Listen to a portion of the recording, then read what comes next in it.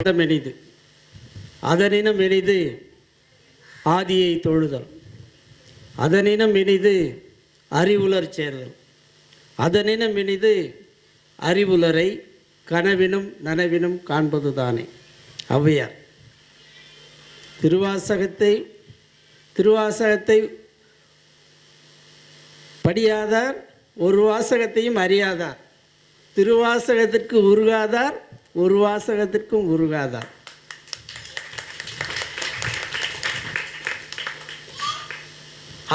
இந்த திருவாசகத்திலே யாரெல்லாம் தன்னை ஈடுபடுத்திக் கொள்கிறார்களோ அவர்கள் மிகப்பெரிய அறிவு செல்வங்கள், அறிவு பொக்கிஷங்கள். அந்த அறிவு பொக்கிஷத்தை கையில் எடுத்திருக்கின்ற டாக்டர் வெற்றிக்கனி மடாதிபதி சுவாமிகள் உண்மையிலேயே ஒரு வெற்றிக்கனி சுவாமிகள் தான், வெற்றியாளர் தான். காரணம் 1988 இன்று வரை நான் பார்த்து கொண்டிருக்கின்றேன். படிப்படியாக தன்னை உயர்த்தி கொண்டிருக்கிறார். கொஞ்சம் கூட அதிலே பிசகு கிடையாது. சீராக, அதுவும் ஆன்மீகத்துறையிலே தன்னை ஈடுபடுத்தி அதிலே எந்த அளவுக்கு இந்த ஏற்படுத்த வேண்டும் என்ற நல்ல நோக்கத்திலே சென்று கொண்டிருக்கிறார் என்பதை நினைக்கின்ற பொழுது எனக்கு மிகுந்த மகிழ்ச்சி தருகிறது, ஆனந்தமாகிறது.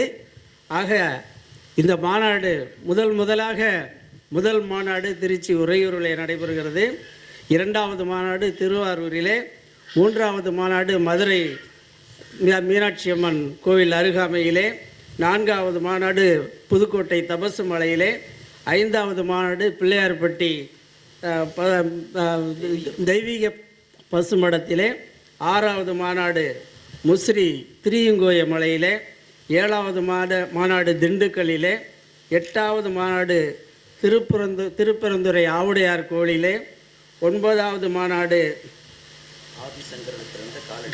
கேரளாவில் உள்ள காலடி ஆதிசங்கரர் பிறந்த இடத்திலே, 10வது மாநாடு சிதம்பரம் தில்லையிலே, 11வது மாநாடு காரைக்குடியிலே. இந்த காரைக்குடியை பற்றி நாம் சொல்ல வேண்டுமானால் மிகப்பெரிய சிறப்பு வாய்ந்த ஒரு நகரம். அதை பார்த்திங்கன்னா இங்கே நிறைய சுற்றுலாத்தலங்கள்லாம் இருக்குது. ஆனால் நம்மளாம் அதை பற்றி யாரும் சிந்திக்கிறதில்ல. கிட்டத்தட்ட 6 சுற்றுலாத்தலங்கள் இருக்குது. அது ஒன்று கற்பக விநாயகர் இருக்கக்கூடிய பிள்ளையார்பட்டி, அடுத்து திருமயம் கோட்டை, ஆதங்குடி மாளிகை, செட்டிநாடு மாளிகை, செட்டிநாடு அருங்காட்சியகம். அது மட்டுமல்லாமல் உலகத்திலேயே அழிக்க முடியாத செல்வம் என்ன சொன்னால் கல்வி, தர்மம், ஞானம். இங்கே 3 கொடி கட்டி பறக்கிறது எங்கன்னா அந்த காரைக்குடி தான். கல்வி எங்கே இருக்கிறதோ அங்கே தர்மம் இருக்கும், தர்மம் எங்கே இருக்கோ அங்கே ஞானம் இருக்கும். இந்த 3ம் ஒருங்கே பெற்றிருக்கக்கூடிய இடம் இந்த காரைக்குடி. அதில் அந்த கல்வி நிறுவனங்கள் என்னென்னா அழகப்பா பல்கலைக்கழகம் பிரசித்தி பெற்ற ஒன்று. அதில் உருவான மாணாக்கர்கள் லட்சம் பேர் இன்றைக்கு இந்த சமூகத்திலே உலக அளவிலே ஆக்கிரமித்திருக்கிறார்கள். அதே நேரத்தில் இன்னொரு நிறுவனம் ரொம்ப பழமை வாய்ந்தது, சென்ட்ரல் எலக்ட்ரோ கெமிக்கல் ரிசர்ச் சென்டர்னு பேர். இதுவும் இப்போ ரொம்ப பிரசித்தமான ஒன்று. அதே போல் இங்கே பாரம்பரிய இன்றைக்கி பார்த்திங்கன்னா தமிழ்நாடு முழுக்க உள்ள தமிழ்நாடு ஹோட்டலில் இன்றைக்கி செட்டிநாடு சமையல், செட்டிநாடு உணவகம் ஒரு இது இன்றைக்கு காலையிலேருந்து நடந்துகிட்ருக்கேன். இன்றைக்கு இங்கே நம்ம மாநாடு நடத்திக்கிட்டு இருக்கிறோம். அடுத்த போல் காரைக்குடி கண்டாங்கி சேலை புவிசார் குறியீடு தரப்பட்டது ரொம்ப குறிப்பிடத்தக்க ஒன்று. இதெல்லாம் நம்ம இந்த இடத்துல நம்ம சொல்ல வேண்டியும். ஏன்னா ஆன்மீகத்தோடு இதெல்லாம் நம்மளுடைய பாரம்பரியத்தையும் நாம் பதிவு பண்ணணும். அடுத்தாப்புல இந்த திருவாசகம் இந்த ஐயா மாணிக்கவாசக பெருமானார் அவர்கள் கிட்டத்தட்ட நம்ம 51 பதியத்தை மையமாக வச்சு தான் நம்ம இந்த மாநாடை நடத்திக்கிட்டு இருக்கிறோம். இந்த 51 பதியமும் எந்தெந்த ஊரில் எத்தனை பதியம் உருவாச்சு அப்படிங்கிற ஒரு புள்ளி விவரத்தை நான் இன்றைக்கு சொல்லலான் இருக்கேன். அதே போல் 20 பதியம் திருப்பரந்துறையில், மொத்தம் 20 பதியம் திருப்பரந்துறை. ஏன்னா திருப்பரந்துறையில், 25 பதிகம் சிதம்பரம் நடராஜர் தில்லையிலே உருவாகியிருக்கிறது. ஒரு பதிகம் திருவாரூரிலே, ஒரு பதிகம் திருத்தோணிபுரத்திலே, ஒரு பதிகம் திருக்கழுக்குன்றத்திலே, 2 பதிகம் திருவண்ணாமலையிலே, ஒரு பதிகம் உத்தரகோசமங்கை. ஆக மொத்தம் 51 பதிகங்கள் உருவாகியிருக்கிறது.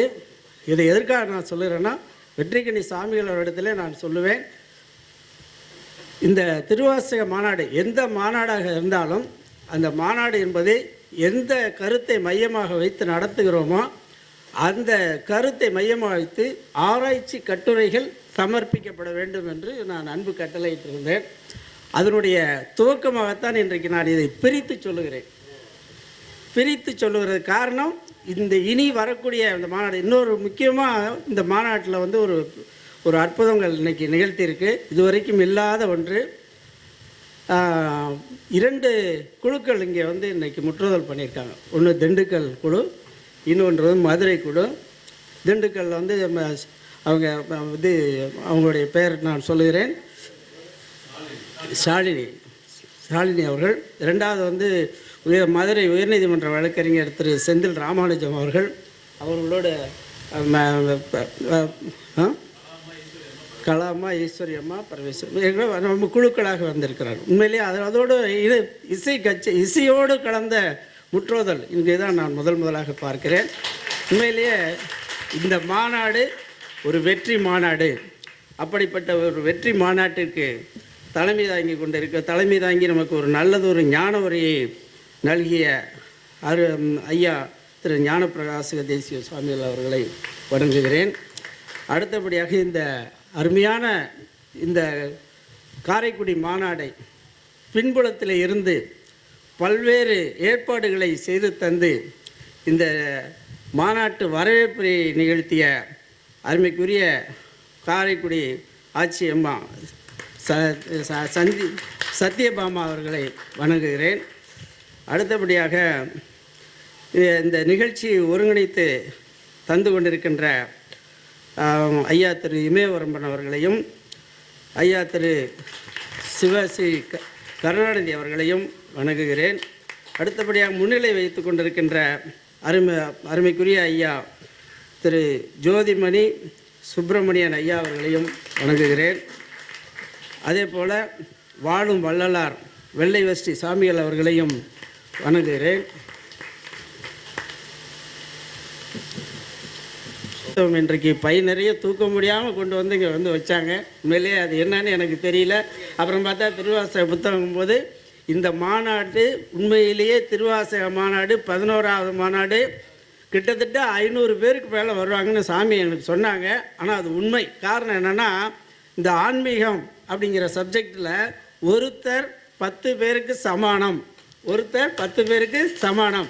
ஆனால் 500 பேருக்கு மேலே போயிடுச்சு. ஏன்னா கிட்டத்தட்ட 100 பேர் இங்கே அசம்பிள் ஆகிட்டோம். ஆக இன்றைக்கு 1000 பேர் இந்த மாநாட்டில் கலந்து கொண்டதற்கு சமானம். அதனால் வெற்றி வெற்றி வெற்றி வெற்றிக்கணி சாமிகளுக்கு வெற்றி. அதே போல் இது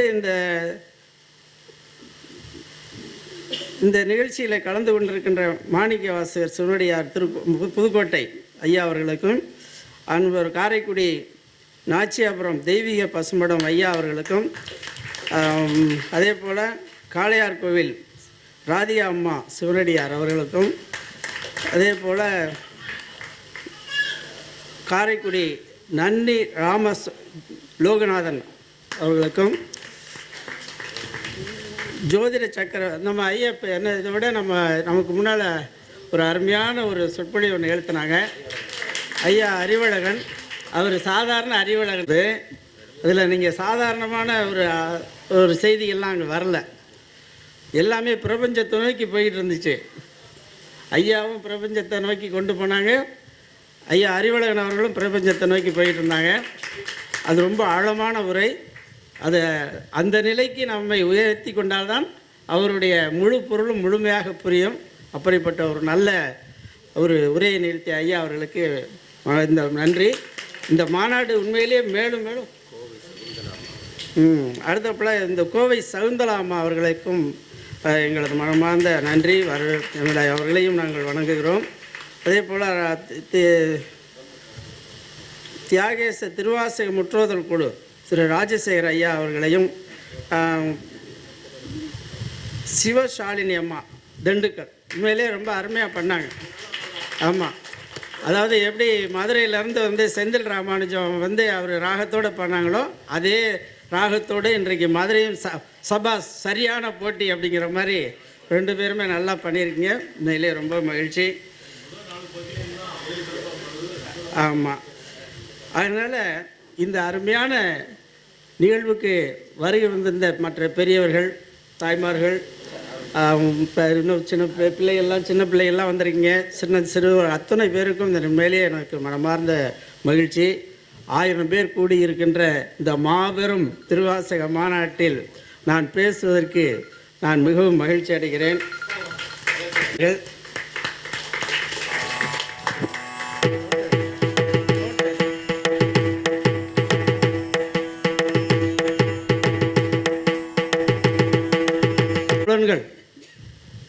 மெய், வாய், கண், காது, மூக்கு இதனால் உணரப்படக்கூடிய அந்த உணர்வுகளிலிருந்து முழுமையாக நம்மை விடுவித்து பிரபஞ்சத்தோடு ஐக்கியமாகி விடுவோம்.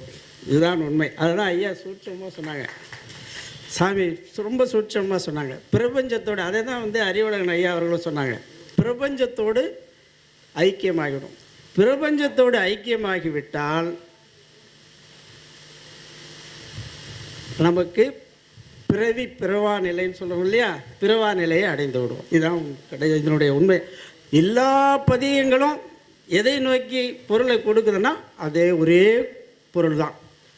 ஒவ்வொன்றையும் ஒவ்வொரு கோணத்தில் அலசி அலசி அலசி அலசி சொல்கிறாங்க. எல்லாமே என்னென்னா பிறவா நிலை தான். ஆக இந்த பிறப்பு, இந்த மானிட பிறப்பு, இப்பிறவையோடு நான் முடிச்சுக்கணுங்கிறது தான் அதனுடைய தாற்பயம். அப்படிப்பட்ட ஒரு திருவாசக